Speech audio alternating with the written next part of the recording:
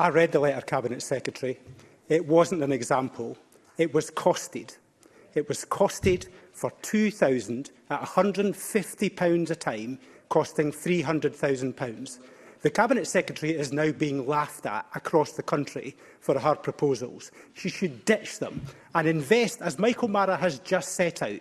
If they're good enough for 2,000 classes, they should be good enough for 50,000 classes. Invest in the air filters and stop this nonsense of cutting the bottom of doors. Cabinet Secretary.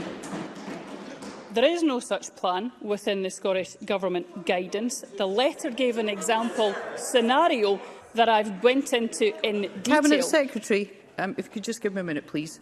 Could I please ask that we have some quiet when the Cabinet Secretary is responding? Thank you. I'm afraid, Presiding Officer, they're just not actually interested in the detail of the answer and about how the guidance has actually came forward for it.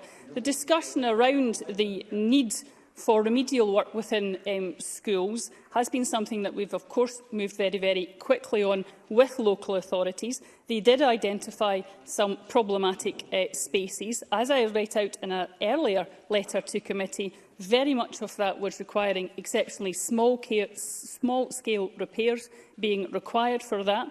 We did still ensure as a government that there was additional £5 million for the funding to ensure that if other mitigation measures were required, there was no barrier to that from the funding. We will continue to work with local authorities to ensure they have the adequate resources to provide a reassurance. But, for example, Presiding Officer, I can say that problematic spaces are being addressed. We've had recent feedback from officials in one of our larger local authorities who are continuously assessing spaces, around, in their case, 4,500.